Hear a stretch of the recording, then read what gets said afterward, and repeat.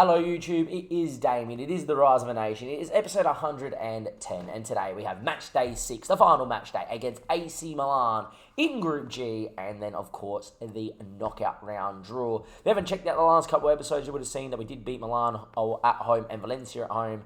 We did then beat Vienna home and away, or away then home, to put us on 12 points and qualified from the group, considering Milan beat Valencia home and away. However, we did expect to go down to the final day to the San Siro, just like last year, knowing that a result would get us top spot. Last year we needed a win and Barcelona dropped points. PSV Fm21, we finished top, we got Real Madrid.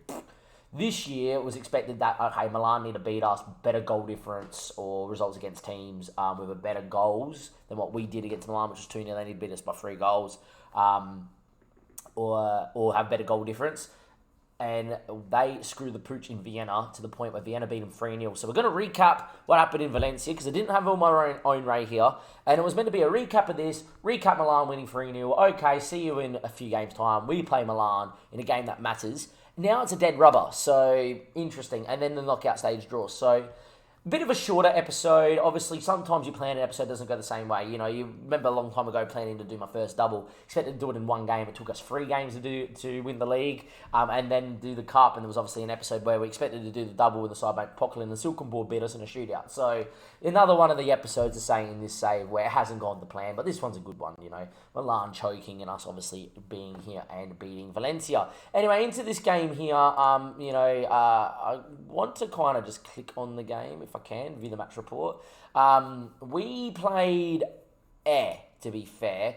I didn't think we were particularly great in the 4-4-2, but I didn't think we were particularly bad. And for the first time this year, I switched out of the 4-4-2, 2-0 up at half-time. We were struggling for the ball a little bit, and the possession came back to us. Because I moved 4-2-3-1, Yepi's been in such good form that he's actually developed into a 3.5 star, which is absolutely unreal for us. He's a star player, all that sort of stuff. And I was like, okay, let's get Yepi in, and, let's switch 4-2-3-1, and, we'll dominate the ball and not give up chances. In the 4-4-2, it was very ding-dong. They had chances. Munizaga was having a very good game out, and they, didn't score theirs. We scored ours more than scoring 2, which is always nice to see, because I've been worrying that we haven't been able to get the left-hand striker to score. I'm going to stick with a poacher for the foreseeable future. As much as I think it detracts from how we build up, the guy seems to score more as a poacher than a left winger, than a left advance forward. I don't know why, if that's something to do with the match engine or whatever, so be it. Did switch and the game changed. They really started to dominate. We started to dominate the ball, but they started to dominate chances. Koulibaly then made it 2-1, and then it was a point, or do I switch back to the 4-4-2, but that's really aggressive. Then what happens, we get hit on the break. Do I stay 4-2-3-1? Well, in the end, I stayed 4-2-3-1. Created a couple of chances, but didn't score them. They created a couple. Munizaga again came to my rescue, and we held on, which was obviously very important. In the end, though, with Milan, by that stage, Milan were 3-0 down by about the 80th minute of this game. I stayed 4-2-3-1, mainly knowing that we probably won't lose from here, and a draw is not bad. In the end, I don't know why it's decided to do that. Can we just watch the goals, thanks? Thank you very much. That's exactly what I need to see. The back four I thought had a really good game until we decided to concede. But in the end, Wirtz got on it. And in the end, Wirtz steps on it, gives it back to Vieira, who pops in a good ball. Morton comes just back on side and heads it in. And I was really happy with that one there. And then the second goal from Morton coming not from the long throw, how you normally see the long throw go in. Normally, when it's, say, coming from the long throw, not normal, is normally we throw it in really deep as Koulibaly scores from the set piece. And he really should have scored from open play. Normally, throw it deep, the keeper comes and misses it, and we score. That one, that was actually thrown into a channel where the keepers come and can't get there. And that's the sort of long throw goal I don't mind seeing. I feel like the ones where it goes over the keepers come and missed it, is something in the match engine, and it feels a little bit dirty when we score from it. And we don't score often. It only comes from Neff, the long throw goals. I think I've scored 1 goal from a Vieira long throw, and even then it was a centre-back missing a header. That one there was actually a proper long throw into the, in between the 6-yard box and the penalty spot, more 6-yard box, but the guy gets there first. It wasn't the keeper missing it, which was really nice. But in the end, we won 2-1, which was really good. But if you go to Group G and you see this, we have, obviously, if I take away my camera, topped the group on 15 points, 5 from 5, really good to see. The 4-4-2 has done its job, but the big one was here. Milan screw the pooch, really, and to be fair, they did deserve it too, did the Austrian side in Vienna. Kelts is not the worst creation. He's been capped a few times, very physical. Had a pretty good day out, but my big player for them is the Eagle guy, wherever he is. I think he played. Did Eagle? Did he not play? Maybe Eagle was injured. Their best player didn't even play. Wow. Yeah, look, this Milan team was very, very dismal, and I'm pretty sure it's a strong Milan side as well. We'll double check that. But yeah, I was shocked when it came up saying that they were 3-0 up inside like 60 odd minutes. Okay, you're gonna do it like that, sure, FM. They need to patch that just because that's really annoying. Is that we glitching out here or something? Here we go. Not a problem. We're there now. But in the end, this is very disappointing for Milan. You know, just as disappointing as when we came to the San Siro last year, fully rotated and beat them 2-0. But as you can see, Vienna showing them the way. Chris Memphane own goal there as well. But showing them that, you know, you don't need to be the best team in football to still towel up someone else. And look, for us, it was absolutely, what a finish, by the way. That is world class, and that's why we're scouting Kellers. But the Milan side, right, that was out there isn't the weakest Milan side. Let me see, please. There we are. Isn't the weakest Milan side? Dino's out there. Salmakers. Raffaello Tonga scored, obviously, a few goals against us. You know, Memphane was out there. Kang In Hack was out there. To be honest, it was, apart from probably Cerner starting a left-back, it's the team that we played at home. That should really be beating Vienna. But yeah, look, like I said, it's a great spot to be in. Vienna obviously can scoring 3, beating Milan at home. We win. We'd already topped the group, which means when I see you guys next, it'll be AC Milan, because I might as well show you a YouTube episode. You know, and then the group stage and first knockout round draw. But we will be either fully rotating like we did again last time in San Siro, or we'll go full strength because we've got Randers after it. Might as well go full strength and go for 6 wins from 6 in the group stage. Will the 4-4-2 do it in Italy? Hopefully so, and we'll see Milan and then the knockout draw. And hopefully by finishing top this year in the group, we do not get a Real Madrid or United or whatever. Can I just say Real Madrid and Man United in the same group? That's what happened last year. We got Real Madrid. If we get Real Madrid again, I swear to God, I'll flip out. Let's just hope this year we get a bit of an easier tie for finishing top of our Champions League group. Welcome back, YouTube. Instead of it being AC Milan just right now, we also have the qualifying group stage draw of the Euros. So it'd be nice to see where we are going to finish. Teams are seeded based on their performance in the European International League. So, what happened in the European International League, Damien, you're asking? We can go to the Group A, and we can go to Group 2, Group 3 maybe we were in, Group 4 maybe we were in. There we are. We obviously came from the B group because we got promoted from it into the A group. We then obviously, I was in charge of that. We also made the preliminary, the semi-final, which we then finished 3rd place, I think, in general over that. So that's what's happened to me in the international group. I don't really show up. This year we got drawn into a group with Portugal and England. We were getting absolutely spanked by Portugal and England, to be fair. There was a game at home against England we looked really good in, but we didn't really capitalise. Portugal home and away. To be fair, at home we were okay, not great, but away from home ridiculously bad. England away, we played okay, but not great. The Scotland game that we drew away from home in Scotland, 2-0 up for a 2-0 lead away to be 2-2. Then scored 86 minutes to go 3-2. And for the first time in forever since the cup final, I parked the bus. You want to know what happened? Just like in the cup final, 94th minute, equaliser 3-3. We then mercifully at home decided to put our best foot forward and won 3-0, which just means we haven't got relegated. It's just probably kept our seeding at 2. We know if we got through this and qualified, we probably would have got our seeding at 1. But it doesn't bother me. I just really want to know what we got. So there's obviously some big guns here. You got Belgium, France, Italy, Croatia, Germany, Norway, Portugal, Spain, Poland, Serbia. We obviously want to avoid a few of the big ones, but if we can get a Serbia, Poland, a Croatia, a Norway, they're going to be very much around that level. Norway especially is what we really want, chat. But it will be interesting to see. So we're just going to... Oh, it's going to draw it from back to front, right. So... think we're not the next seed anyway. It's still going through third seeds right now, isn't it? Yeah. All right, so it gets drawn back the front. Nice. That's actually pretty cool. All right, so all the third seeds are out. So let's just have a look for any big, nation that we know that we want to avoid. So far, we don't want Group F because Russia are really good with some really good regions. Group D because Hungary and Czechs both have some really good regions I don't particularly want. Group E because I think Sweden was in our qualifying group and they gave us a tough time. Apart from that, I'm not really too fussed. I think Group C, Kosovo and Slovenia wouldn't be the easiest. I think if you're looking for the easiest group, is Group B at the moment. Northern Ireland, Estonia, and Israel probably should be beating 3 of them.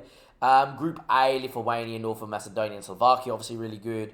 And Group G, obviously at the moment, Georgia, Faroe Islands, Armenia would be out of this world. But the rest of those groups would be, it wouldn't be bad. Group I wouldn't be the worst either. Malta and Belarus and Kazakhstan. There's a lot more better groups than harder groups at the moment. Anyway, we get drawn. There we are. Montenegro or Georgia got in there. Iceland go into Group H. Switzerland go into Group I, which is unfortunate. San Marino go into Group J. They were second seed, jeez. Greece go into Group A. Wales go into Group B. We go into Group C. So Slovenia, Kosovo, and Andorra. It could have been easier. It could have been harder. I think Slovenia have some decent regions. Kosovo, I don't know how to pronounce it. Kosovo. They're going to have some decent regions. Andorra should be pumping home and away. But at the moment, not the worst, not the best. Now we're just going to draw out the rest. And now we just want to avoid one of these big boys. If we can get a Norway, that would be good. Netherlands go out. That's quality. Ukraine go out, which obviously they gave us some trouble last time we were around. Turkey go in the Group I. San Marino go in there. That's a pretty interesting group. Spain go into Group A. That's one big name gone. France go into Group B. Another big name gone. We really want to see a Poland, Serbia, or Norway here. Wow, we get the World Cup champions in Portugal. That is so annoying because Portugal just got to go win every game and now we're not going to qualify as top. I don't know if there's anything against that. What are the rules in the group stage?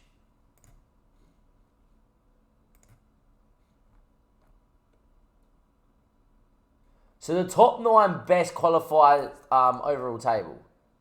Group stage. All right, so top qualifies for the football championship. And the best second place teams qualify. So there's, I believe that the best second place qualifiers do it. Look, it's a hard group because we got Portugal, which is very annoying. We just played them in the EuroLeague and they pumped us home and away. But Andorra, we should be pumping, right? Kosovo, it's going to be hard. This is their key players. Obviously, very good at Valencia, but we did towel him up just before. Slovenia, obviously not going to be the easiest, not the hardest. At home, we got to win every game at home, I feel, apart from Portugal. So it'll be interesting to see what that is. I'll show you the Euro qualifying, of course, though. That's not going to be for a while.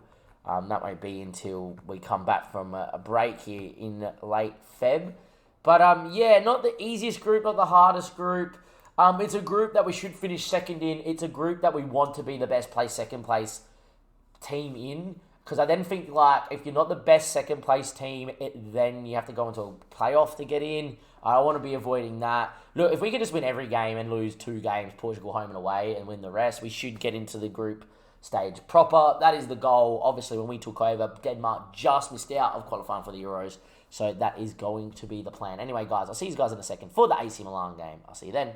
Welcome back, YouTube. It is now time for the final match day of Group G. Can we win 6 games from 6, or will we falter at the final hurdle? Since we last met, we played Vigil. Mercifully, Penna came off the bench and scored. He broke his goal-scoring drought. Yes, we also had Frank score a double. Morton score as well in the league. It's good to see. Against Copenhagen, however, a tight game, a very tense game. A game that a young Jochen Wind, whose potential keeps moving from 5-star and 4-star, scored a late goal. More importantly, though, I switched 4-2-3-1 because the 4-4-2 just wasn't cutting the mustard. It's a good thing to see that we can do it if it does work. Against Valencia, it didn't. There, we just were struggling for the ball. They moved 4-2-3-1 from 4-1, 4-1, started dominating, got a goal. And then I was like, you know what, nah, made the change. Win went out there because Fran was buggered and yeah. In terms of the team though here today, I am rotating slightly. We do have Randers, their bottom. We should be beating them in the league. We're undefeated in the league as it stands. We're 11 points clear. I do want to go in undefeated into the Christmas break, Christmas New Year break, which obviously last game against Randers will be the last chance to drop points. I have rotated, but only slightly. Kenny's been complaining about not playing enough games. He's on a rotation contract, so I'm going to start him at centre-back. Played centre-back here last year, and we did win. We also started B-Ho because I need to keep him also happy with his game time. He's been coming off the bench enough, but I still feel like he should be playing a little bit more, and the start should help. Franken is going to play. Yepi has been growing out of this world that he is now our second best winger that we have at the club. He's also very good in the hole when he plays shadow striker, but he's also unbelievably good there. But more importantly, you give this guy a fullback role. It was up to 3.5 stars, now 3-star, but he is really learning wing-back, fullback so well. It is good to see. But we're going to start him out there. Fran's been a bit hit and miss. Hit and miss. He's been a bit, he gets a niggle injury, comes back. Comes back. So keeping him out there is not bad. In terms of injuries, though, Eugene Neff just got injured in training. Out for 5 to 8 weeks. Look, ever a time to do it. Do it when you're already qualified top of the Champions League. And, of course, when you've only got one league game and a cup game against Nords that you should win, even though Nords are in our division, because our form has been so good. But, yeah, we are lining up slightly rotated. Obviously, Munizaga goals. Vieira, Kenny, Sanchez, the George will be moved to a wing-back. Frank's been in such good form. Biho needs to go out there. Thank God has barely played. He's somehow happy with his game time. I've barely used him. He's going to come in as well. Still pretty good. Gives Ortez a little bit of a break. Yepi out at right wing. Wirtz and Lars. Look, we're already top of the group. If we did lose or draw, it doesn't bother me. We don't win 6 in a row. But I want to, really just go undefeated for as long as possible in the league. I still don't think we're going to have an invincible season. I've seen enough in the league to see us, go, we drop a game and then we win a few. We drop a game and win a few. And then against Copenhagen weren't great, but found a way. But yeah. They're lining up pretty strong, slightly rotated, but pretty strong nonetheless. There would be a little bit of an inquiry after they lost their game to Vienna. Pretty rotated side nonetheless. Well, not too rotated, but, Lean didn't play the last game against me. Dino is there and available. Vincenzo's come in up top. I don't think he started for them last time. Senna, who played in Vienna, didn't play here. They've gone back to Ricardo.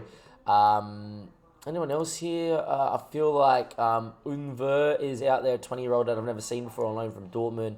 And Gianni, I don't think played against me last time either. So slightly rotated, slightly not. Kang is on the bench. Costa's on the bench. So they've got their backup keeper in goals. He's not particularly great. And I think they just know that they're second, may as well rotate as well. They've got to play through Christmas, so it's a smart thing for them. But yeah, look, I don't have any concerns. It's not ideal, but we'll adapt.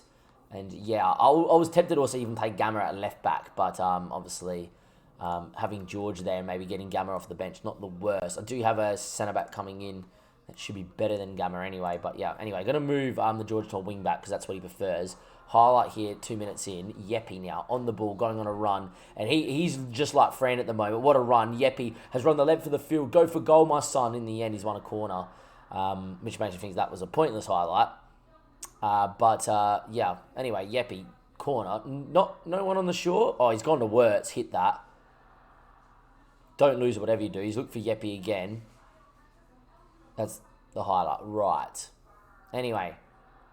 Giarcello on the ball. And the Calafiore. And Unva with a great ball out to Coppola. Cuts it in the end. Munizaga down at feet. Gets on that. And they've rotated slightly too, which is good. They're not as rotated when we beat them here at the Sensor last year. But yeah, anyway, that's not the best kick here. Thank God should have won it. Doesn't. Good ball through. Brannington with a chance. It's hit the post. And in the end, it really should have been Milan 1-0. It isn't, though, mercifully. But we haven't looked particularly great here so far at the San Siro. I am a bit worried that our 4-4-2 form away from home in the Champions League isn't going to be great or as good as the 4-2-3-1 form has been last year. But in saying that, though, we're going to be in the same stage. They're still learning it. We're still getting players to play the roles and all that. So it's a good sign. And Vieira, what a run, in the end, goes all the way back to thank God. He needs to just find a pass, and he does find Yepi inside. Thank God, Vieira. Yepi made a great run in. He goes, what a touch. Yepi bang, 1-0. And I'm here waddling away saying that I think our form's not particularly great in the 4-4-2. We're yet to lose this year. And it's December. That just says something in itself that I should really just be like, I nitpick way too much. That, we didn't play particularly well, but we still got a result. Like, stop it, Damien. In the end, Jeppe Hansen is a freak. We love him. He's one of my favourite sons, and is one of my favourite players in the save. And yeah, anyway, the George, not known for his long throws, and you can see why. I guess without Eugene Neff, we should stop long throws, because he's the only one that really does anything. In saying that, Jeppe can actually take a long throw. Ball goes long. Lars is in here for 2-0. In the end, that's a defensive mistake, and that is 2-0, and Lars is going to score. And we are 2-0 up, like we were last time in the San Siro, this time last year. I'm just hoping we just do not get Real Madrid / Man United. If we don't get anyone from Group A, if we get anyone else in any other group, I back us in to do a job or to make it close. If we get United or Real Madrid, we just go out. And yeah, Porto tonight as well. It's nearly 11 p.m. It's 11 p.m. in 2 minutes' time. I'm going to be doing the Champions League group stage draw probably tomorrow morning before work. If not, after I get home from work, YouTube. So you'll see a different background yet again. Anyway, Jeppe and Lars scoring. Wirtz has played okay, not great so far. He's been developing, though, which is the more important thing. He's also should be in with a big shout to win European Golden Ball. Anyway, Dino is so good at what he does. Force back. Nelson now. His ball. And Copapola, Unva, Leon, Dino. What a move. In the end, I think the flag's about to go up because I think Brannington... It was just went offside in the build-up there. And in the end, you feel for Milan because they probably deserved to have scored then. And they haven't. In the end. What a move. You couldn't get near him. Dino, Otta, Vianney. All done so well. But 2-0. And we've looked good. 37 minutes later. Munizaga, Vieira is going to get on that. Good ball out from the keeper. Jeppe make a good run inside and then outside. Wirtz wanted it too. In the end, Vieira's deciding to go byline. Jeppe now gets to the edge of the box. Down he goes. Referee says nothing. Vieira chips at Wirtz. Volleys. What a volley. It's free. Wirtz pops it in. And we look like we're going to win 6 games from 6 here in the Champions League group stage. And move into the knockout round draw with the best form possible. In the end, Vieira, good ball in, but the technique of Wirtz, what a finish, right where the spiders live, right in the top bin. And in the end, 3-0. We've put 3 chances on target. It's nice to see us actually do this. Dino makes it 3-1 just to give Milan away back into the game. It's nice to see us actually just go out there and finish free from 3 chances. Usually it takes a lot of chances to score 1, so it's nice. But in the end, Dino, great header, club captain, unbelievable player. It's so much better when he's not playing. Highlight again, if they make it 3-2 all of a sudden, game not over. Anyway, long from the keeper, flicked. Biho wins it though, numbers with him. Lars inside, keeper comes to meet him. Lars ain't going to miss that one. It's 4-1, and we restore the 3-goal lead. Like I said, Lars won't miss that. It is 4-1, and the backup keeper from Milan is having a little bit of a shocker moller in net. Well, he's not really at fault, to be fair. It's crashing around him. He's conceded 4 inside a half. What a finish from Lars. Gave him no chance. And there we go. Lars is having a great game out there. And at half-time, 4-1 to the good. I'm delighted with that. Start the second half. Leave it pretty much the same here. And yeah... At the moment, very happy how things are going. If anything, I will get Fran... you know what? No, the game's pretty much over. I'll get Joachim Wind out there. Why not? Joachim Wind as a winger on attack. Get out there, do a job. And I'm going to get Gamma in for... Carlos Sanchez had pretty much a soccer anyway. We'll get him out there too. Now, that is a very early double change. But... now that they've headed it over, we should win this game from 4-1 up, 60 minutes played. I know Gamma's not the best centre-back, and I know Wynn's young, but we should still be okay anyway. Kenny just thumps it away. If they make it 4-2 before the 75th minute, I'll be a little bit more worried. In the end, Biho's going to win that. Wirt's on the run. Lars with him. Frank bombing on too. Frank's quick. Frank's away. Frank hits. Frank just wide. If anything, if his first touch was a bit better then, he would have been in one-on-one. But yeah, it is fine. Now time is ticking away. And you just love to see Lars and Wirtz play together and get good match ratings because it's very good to see. Anyway, 4-1, 72 minutes played. It's a throw-in deep. Vieira throws to no one. Conrad's ball back. Collar can hit from distance, which he does. Unva hits. He's hit the bar, and in the end, Gamma clears. We're probably a touch lucky. It still is 4-1, to be fair. They've only put the one on target, though. Anyway, Fran, I don't think it's going to go in there either. The DJ's going to come in, and we're going to just do that. The DJ's learning how to play as an inverted wing-back, to be fair. And the George can go in as the winger. And we have gone quite makeshift at the back right now. Don't particularly care. We should win this game. And yeah.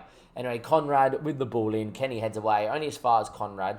Important to note, Kenny is really good at centre-back as well. It's like Yepi at right wing-back. He just does everything right. And in the end, it's another chance put wide by Milan. They've only put one on target for the whole day, and they did score it. In the end, Munizaga, Gamma. Back to Munizaga. Out long. Picked off. And now, ball cut back to Dinio, and Munizaga claims it like it was hit, like it was a pass back. It was a well-struck shot, and he just picked it out the air like no tomorrow. Ball towards the George. He won't find him there. Bit direct from Munizaga. In the end, good ball to Dinio. Biho wins that. He's had a great game, and the DJ with a good ball to Wirtz. Lars is in behind here. What a ball from Wirtz. Lars for a hat-trick. Through the keeper. Lars gets himself a Champions League hat-trick. It's lovely to see. It's 5-1, and we have ourselves 6 wins from 6 in the Champions League. Wirtz, what a ball. Just one touch and just said, see ya. For a guy with 6 vision, 9 passing, very good pass. He is unbelievable in this false 9 role, and Lars will not miss that. Like I said, poachers seem to score more than advanced forwards, so I've just changed it to that. It's Rantry here. Lars has run Milan to the ground. Just run him into the ground. Run him ragged. Wirtz also with a goal and an assist as well. Biho, I thought, was absolutely sensational. Vieira, to be fair, at right back, was outstanding as well. Thoroughly deserved that performance. When we do get ourselves in the right positions and score, we score hatfuls. Just a lot of time we do that and then put it wide or at the keeper, and we only score 2 goals in that game. It's nice to have a game where we just go out there and slot the chances. And we've done that there, and that is really good. Other game in the group, Valencia did beat Vienna to make sure they did qualify third to go into the Europa League. We obviously took ourselves 6 games played, a goal difference of 19, 18 points. Absolutely superb. You cannot complain with that. And I'll see you, YouTube, in just a second for the Champions League first knockout round draw. We won 6 from 6. I am absolutely over the moon with that, and I think that was as good as it can get. And you know what? I'm going to praise Lars in this little stint here too. He was superb in front of goals. He is legitimately unbelievable, the Danish superstar. I'll see you guys in a second. Don't go anywhere for the Champions League group of knockout stage draw. Hopefully, fingers crossed, we do not get Man United or Real Madrid, who were in Group A together. If we avoid them, we should avoid most of the big boys apart from, I think it was Dortmund.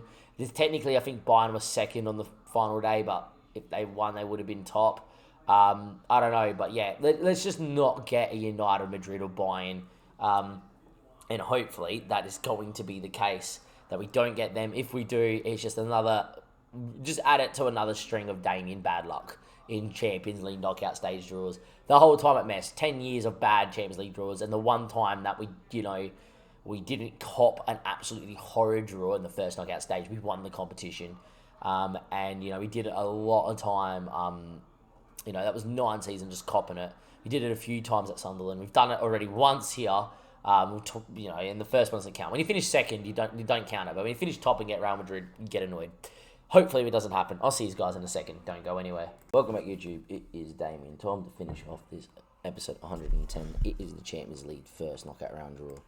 just as importantly, beat Randers 4-1, so we are undefeated after 17 games in the league going into the Christmas New Year break. We have been seeded as a top side. We have got, obviously, Monaco, Dortmund, United, Napoli, Basel, Bayern, Milan, and SLB that we could get. I want, obviously, anyone but United or Bayern. Basel would be the best one of the lot. And I didn't mind Benfica. They get Barcelona. Monaco get themselves Liverpool. Dortmund. It's going to be another difficult one, huh? It's going to be another difficult one. We get ourselves Borussia Dortmund. No such thing as a good draw for us, is there? We always just do it the tough way. I have a good record against German sides. Historically on Football Manager and on last year's game of a mess. And we've done okay against them in the Champions League, Europa League, Euro Cup 2 on the save anyhow. But, you know, you got guys like this playing there. We're going to cop it, aren't we? We're going to cop it. Oh, well, there it is. There's your first knockout round draw. It just sums it up that, you know, when you're having a bad morning, FM will just rub salt into your wounds because BVB is who we're going to get in the Champions League first knockout round draw. I don't even think there's a point finishing top of groups anymore. What's the fucking point? I'll see you next time on YouTube. It's another one of those just your serious moments. We finished, top. Dortmund didn't have the best of groups. Finished second. And here we are. I'll see you next time. Thank you and goodbye.